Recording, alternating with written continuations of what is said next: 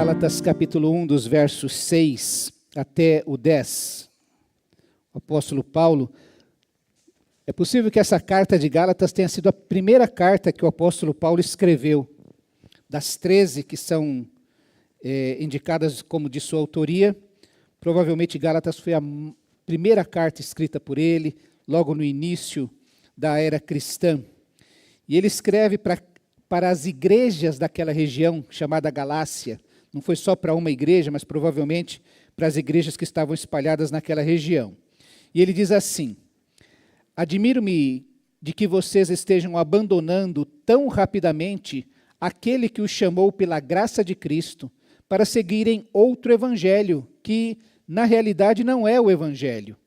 O que ocorre é que algumas pessoas os estão perturbando, querendo perverter o evangelho de Cristo. Contudo, ainda que nós ou um anjo dos céus anuncie um evangelho contrário ao que anunciamos a vocês, que seja amaldiçoado. Como já dissemos, e agora repito, se alguém anuncia a vocês um evangelho contrário àquele que já receberam, que seja amaldiçoado. Acaso busco eu agora a aprovação dos homens ou a de Deus? Ou procuro agradar a homens? Se eu ainda procurasse agradar a homens, não seria servo de Cristo Jesus. Amém? O apóstolo Paulo foi quem evangelizou aquela região e, tendo evangelizado, orientou aquela igreja nas verdades do evangelho de Cristo Jesus. Você vai se lembrar que a palavra evangelho significa boas novas, uma boa notícia que foi dada. E Paulo chegou naquela região dizendo exatamente isso. Olha, eu tenho uma boa notícia para vocês. Deus em Cristo salva o pecador e você é salvo única e exclusivamente pela fé em Cristo Jesus. Isto é obra da graça de Deus e basta que você creia nesta verdade para que você possa ter o seu relacionamento restaurado com o Pai, Criador de todas as coisas. Essa verdade é importante, ela é essencial para a vida da igreja, de tal maneira que nós podemos pensar que Paulo está falando com aquela igreja a respeito de um perigo muito grande para aquelas igrejas e que serve para nós hoje. O perigo do afastamento do verdadeiro evangelho da graça de Deus. Me lembro quando era muito novinho ainda, de um pastor falar assim: olha, tem igreja que funciona tudo tão bonitinho, que se Deus deixasse de existir, ela ia continuar existindo. Porque ela esqueceu-se da essência da igreja, que é a presença do seu Senhor, do seu cabeça. E por se afastar do evangelho, do verdadeiro evangelho da graça de Deus, e veja, pastor, mas isso é impossível. Não, não é impossível. O apóstolo Paulo está falando para uma igreja que ele evangelizou, que eles estavam correndo esse grande risco. Eu estou admirado que você já esteja, eu preguei o evangelho, plantei a igreja, orientei vocês, batizei alguns, deixei liderança aí, me afastei. Daqui a pouco eu ouço notícias de que vocês estão se afastando do evangelho que eu preguei para vocês. É possível que isso aconteça. E então o perigo de nos afastarmos do verdadeiro evangelho é cairmos em pecados como o liberalismo teológico, o legalismo, o tradicionalismo e até o ateísmo cristão. Crentes que estão na igreja, que vivem, pessoas que estão numa família de crentes, mas que vivem como se Deus não existisse, como se Deus não tivesse nada a ver com a sua vida. Apesar de falar as coisas, de falar assim, eu creio em Deus, a minha fé continua a mesma, mas vive como se Deus não existisse. E é nessa hora, meus irmãos, que Paulo escreve para corrigir esse afastamento da igreja do Evangelho de Cristo, buscando que ela seja revitalizada, que ela possa novamente ser saudável, indo para os caminhos do Senhor. O que é revitalização?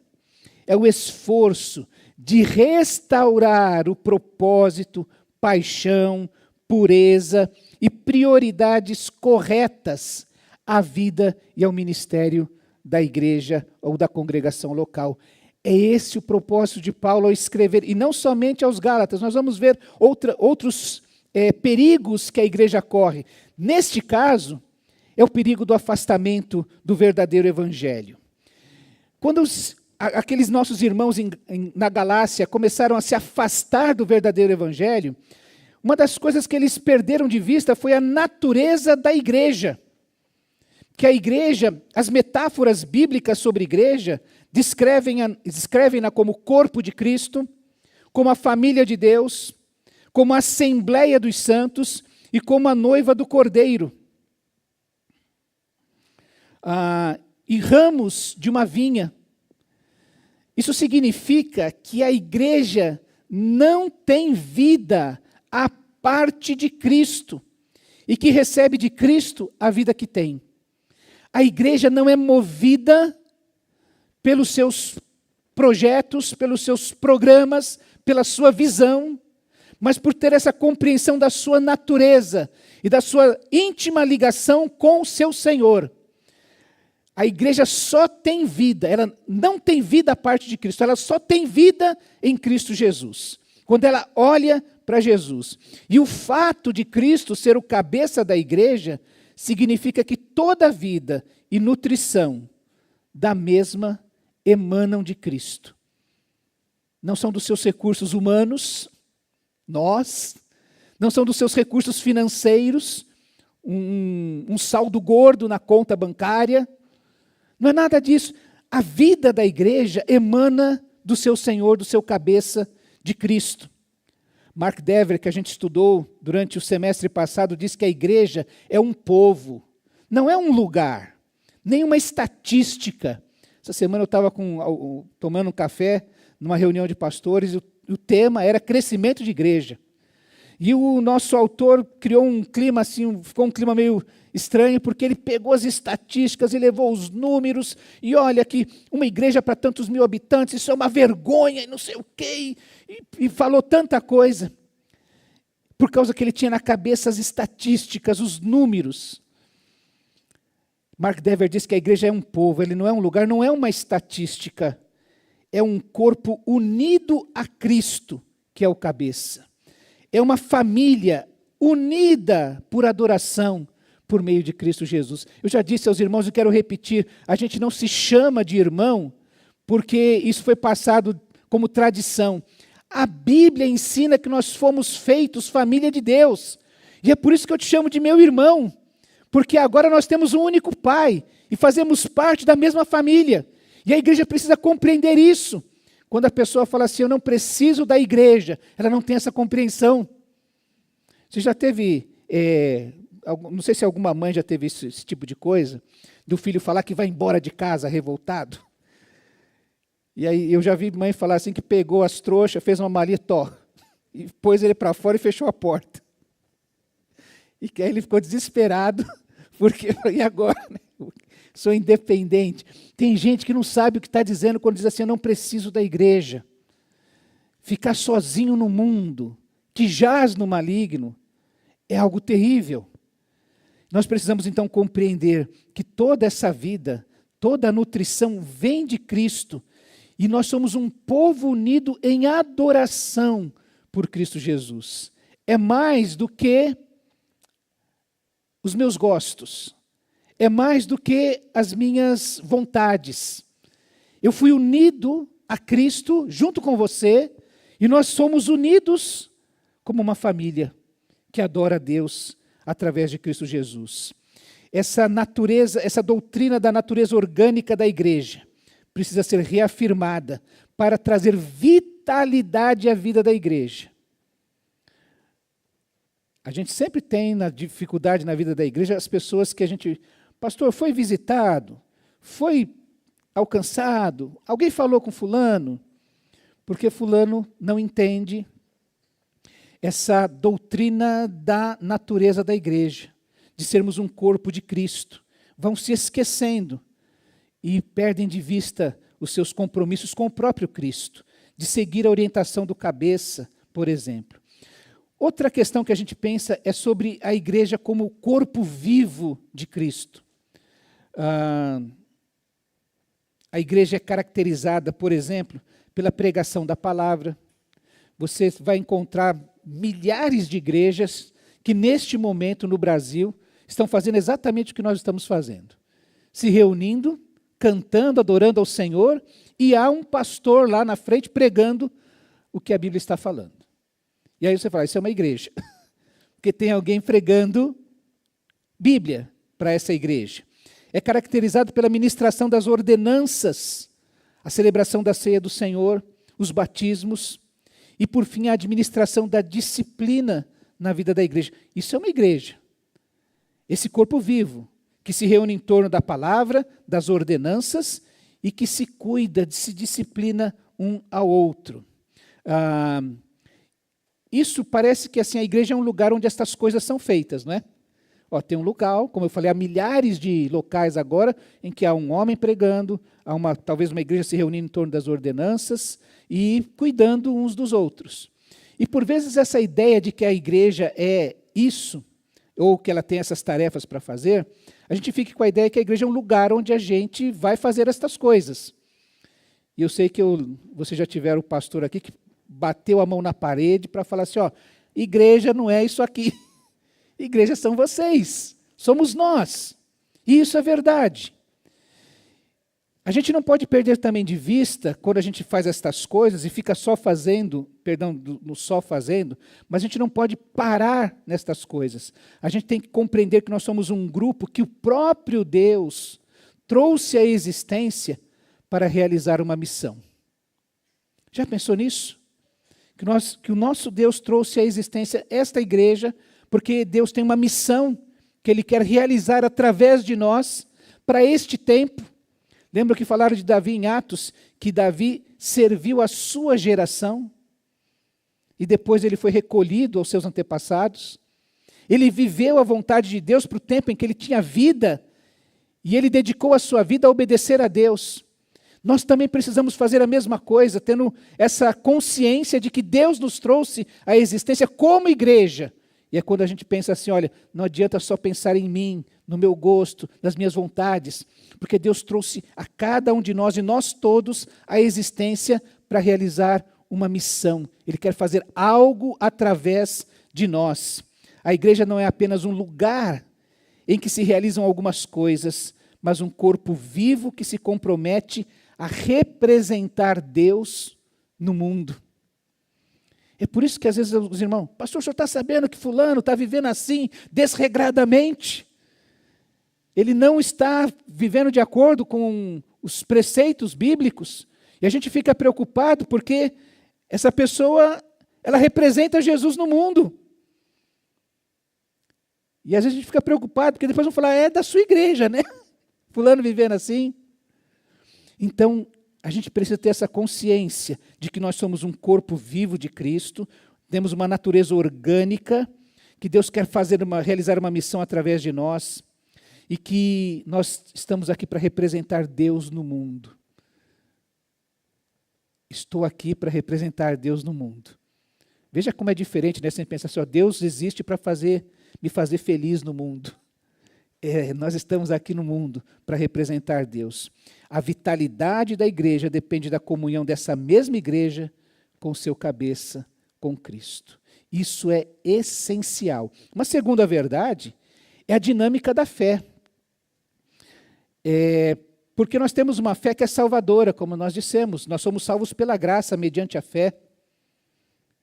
E nós somos salvos porque nós acreditamos que o Senhor Jesus nos justificou, que a justiça de Cristo foi jogada sobre nós e que os nossos pecados foram jogados sobre Cristo. E por isso nós somos justificados por um ato de Deus que entrou na história para nos tornar justos. Mas a fé também, meus irmãos, não é só esse assentimento intelectual. Eu entendi a doutrina, eu compreendi a lógica do que foi que Jesus veio fazer e como ele fez. A fé também ela é dinâmica. Irmão, já imaginou? Eu nasci praticamente, fui criado a vida inteira na igreja. Talvez vai chegar uma hora que eu falar, já sei de tudo, já cansei, já aprendi, já ouvi falar sobre este assunto. Mas se você prestar atenção, para aquelas pessoas que Jesus estava pregando o Sermão do Monte, para aqueles muitos ouvintes que ouviram Jesus pregar diversas vezes, ele disse assim, se Deus veste assim a erva do campo, que hoje existe e amanhã é lançada no fogo, não vestirá muito mais a vocês, homens de pequena fé? Há pessoas que ouvem a respeito da fé, do Evangelho, mas mantêm uma fé pequena. Não sei se hoje, se Jesus olhasse para você, ia falar: ô fulano, homem ou mulher de pequena fé. O Evangelho também mostra para nós pessoas que tinham uma grande fé. Aquela mulher cananeia, Jesus respondeu assim: mulher, grande é a sua fé, seja feito conforme você deseja. E naquele mesmo instante, a filha daquela mulher cananeia foi curada. Há ouvintes que não acreditam nem que Deus suprirá as suas necessidades. São chamados de que têm pequena fé. Há uma mulher que se apresenta a Jesus, é insistente com ele, que Jesus, admirado, diz: como é grande a sua fé. Outros ainda possuem uma fé mesclada com dúvidas. Pense em Pedro, caminhando sobre as águas. Se é o Senhor Jesus, manda eu ir ter contigo. Então vem. E a Bíblia nos conta que ele foi andando sobre a água, daqui a pouco o vento bateu no rosto dele, ele olhou para as ondas e ele começou a afundar. Mateus registra que imediatamente Jesus estendeu a sua mão, segurou Pedro e disse assim: homem de pequena fé, por que você duvidou? Você estava indo tão bem. Olha, pensa assim: poxa, eu comecei 2024 tão bem, não é? Aí vai chegando outubro, novembro, dezembro, e a gente pode acabar ouvindo de Jesus: por que você duvidou? Homem que tem uma fé dúbia, mesclada com dúvida, e ainda outros que têm uma fé admirável. Jesus falando, ao ouvir isso, Jesus admirou-se dele, aquele centurião que vai atrás de Jesus, pedindo para Jesus ir até a casa dele, aliás, curar o servo dele. E aí Jesus fala que vai à casa dele, ele fala: não precisa. Eu também tenho pessoas sob meu comando, eu mando um ir, outro voltar, outro fazer, e todo mundo obedece. Eu sei que se o Senhor só der uma ordem, está tudo resolvido. Não é? E aí Jesus diz assim, ao ouvir isso, Jesus admirou-se dele, e voltando-se para a multidão que o seguia, disse: eu lhes digo que nem mesmo em Israel, o povo de Deus, o povo que tem a lei de Deus, o povo que tem os profetas de Deus, nem mesmo em Israel eu encontrei tamanha fé. E ainda, meus irmãos, outros episódios da Bíblia em que algumas pessoas pediram que Cristo lhes aumentasse a fé. Os apóstolos disseram ao Senhor: aumenta a nossa fé. Os apóstolos pediram isso a Jesus e ele respondeu: se tiverem fé do tamanho de um grão de mostarda, poderão dizer a esta amoreira: arranque-se e plante-se no mar, e ela obedecerá. Isso foi os apóstolos. Aumenta a nossa fé. E você vai lembrar também daquele pai. Jesus está lá no Monte da Transfiguração, quando ele desce, encontra um pai com um filho tomado pelos demônios, que os discípulos, nem os judeus, ninguém conseguia expulsar. E aquele homem diz assim: se o senhor puder fazer alguma coisa, nos ajuda. Jesus pergunta: se eu posso, se podes fazer, tudo é possível ao que crê. E aí, imediatamente o pai exclamou: eu creio, ajuda-me na minha incredulidade. Ele usa a mesma palavra para dizer: eu creio e eu sou incrédulo. A fé, ela é dinâmica, meus irmãos. E sabe, toda essa lista de necessidades que nós temos, de dificuldades que nós enfrentamos, já pensou que você busca mais a Deus diante das lutas? Que a sua fé é fortalecida e é aumentada e é amadurecida quando passa por lutas? Eu estou admirado pelo contato com alguns que têm passado suas lutas. Mas o encontro com o pastor não é para jogar na cara de Deus que Deus não me curou, não me salvou, não fez o que eu quero. É para compartilhar a sua fé em Deus, a sua alegria de conhecer a Deus, a sua esperança de que Deus vai fazer aquilo que for melhor. E por vezes nós precisamos compreender que as lutas que passamos são o caminho que Deus usa para aumentar a nossa fé, para fortalecer a nossa fé, para despertar-nos para buscá-lo cada vez mais. Por fim, nós pensamos na santificação, que é a doutrina que fala sobre este aspecto de crescimento. Nós somos justificados num ato de Deus, mas nós temos uma participação ativa e harmônica em cooperação com o Espírito Santo de Deus.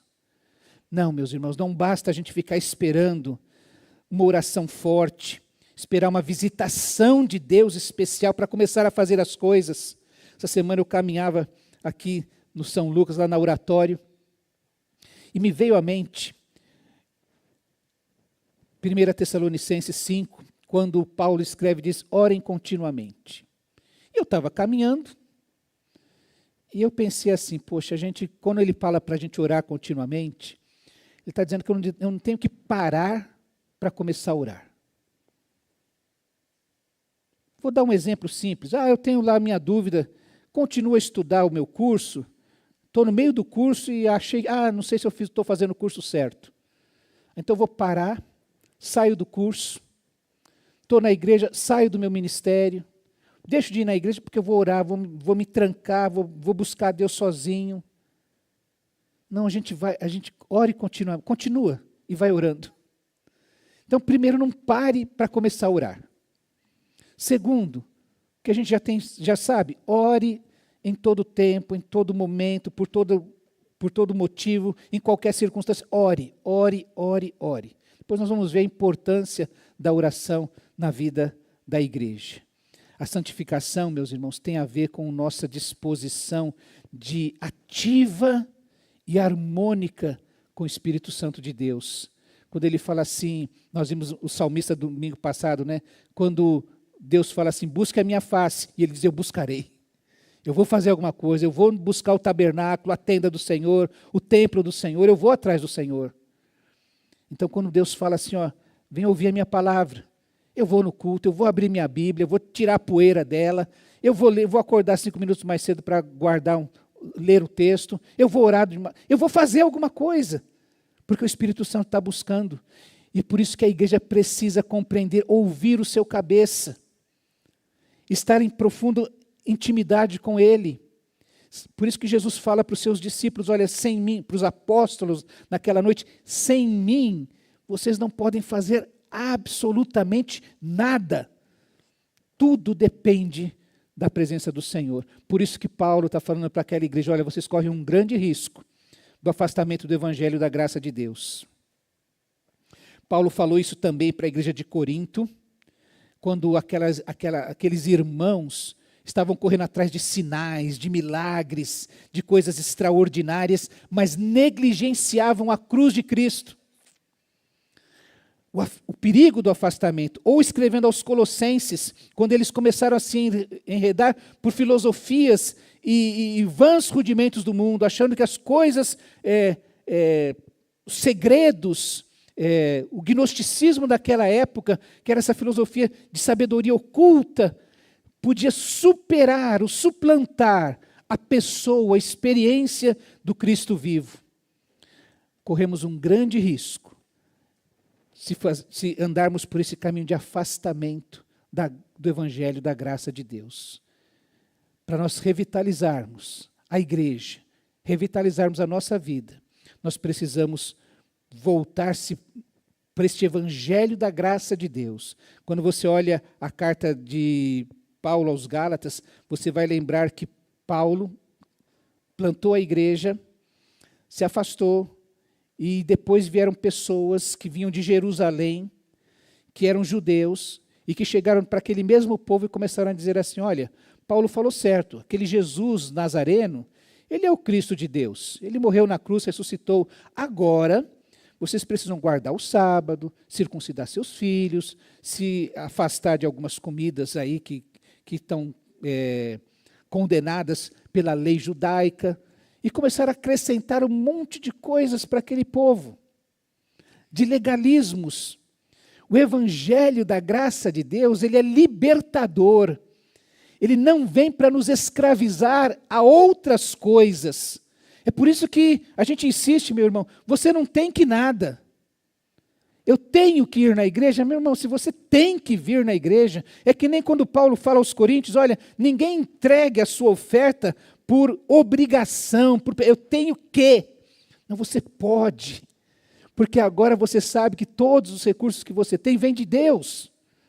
É Deus fazendo os seus caminhos prosperar, o seu caminho prosperar. É Deus que lhe dá dons e talentos e você pode, que bênção, poder servir.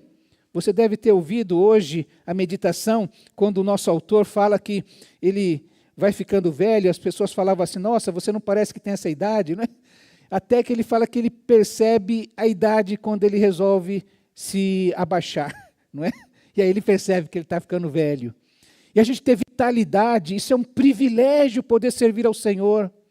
A gente tem inteligência, capacidade. Eu não tenho que, eu agora posso servir ao Senhor com alegria. O Evangelho, ele é libertador, ele jamais, como Paulo está falando aqui, vai nos levar de volta ao legalismo, ao tradicionalismo, ao formalismo, ao ritualismo, à curiosidade doutrinária, a inúmeros programas simplesmente ativistas. Agora nós nutrimos um relacionamento com o cabeça da igreja e participamos da sua missão no mundo. Temos esse grande privilégio. Paulo diz que o Evangelho promove fé, uma fé salvadora.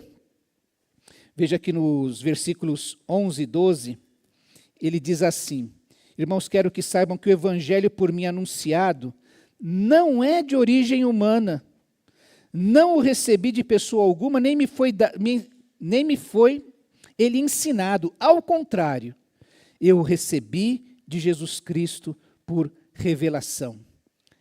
Nos versos 15 e 16, ele diz assim, mas Deus me separou desde o ventre materno e me chamou por sua graça, quando lhe agradou revelar o seu Filho em mim, para que eu o anunciasse entre os gentios. Não consultei pessoa alguma. Ele simplesmente teve um encontro com Cristo.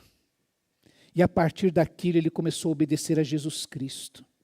E começou a servi-lo com esta fé salvadora e dinâmica, que o fez obedecer a Deus, traçando o seu caminho.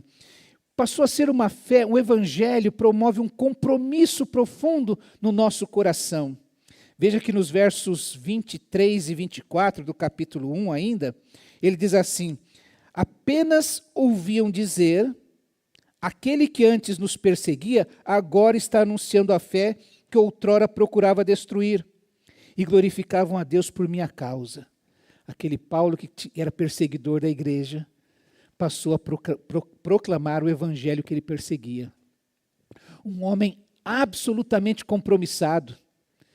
2 Coríntios, capítulo 11, fala de todo o seu compromisso. Naufrágios, perseguições, prisões, fome, nudez. Tudo que ele enfrentou, porque o evangelho da graça de Deus alcançou a sua vida e ele agora serve a Deus com grande entusiasmo.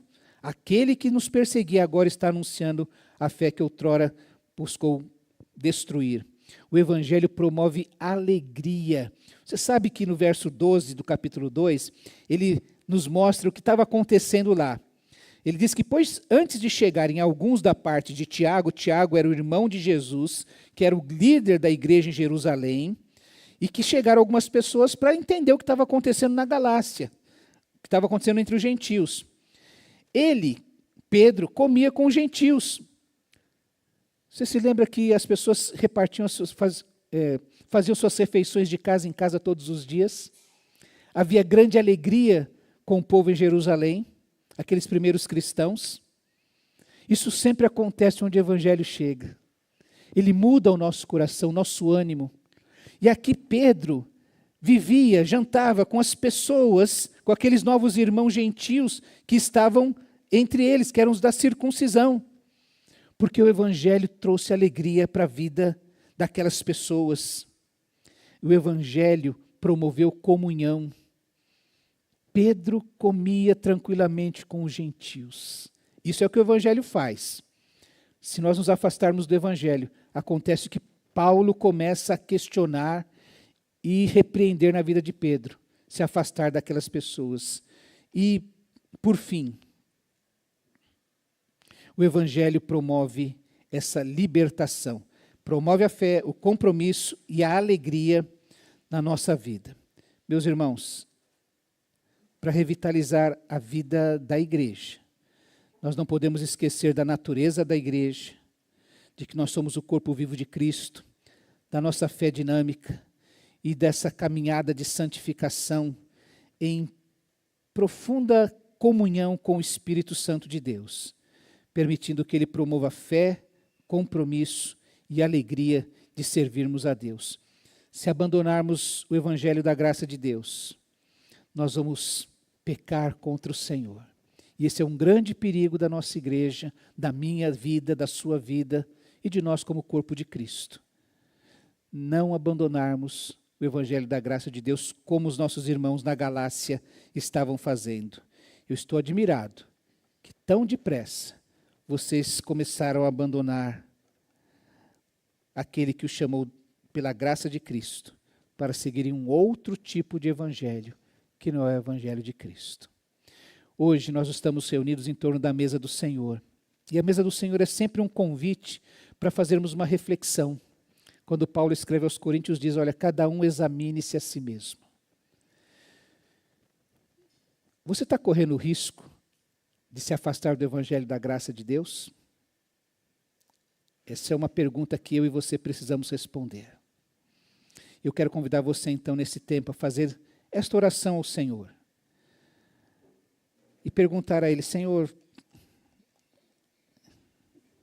ilumina a minha mente, o meu coração, para eu perceber se estas coisas estão acontecendo na minha vida.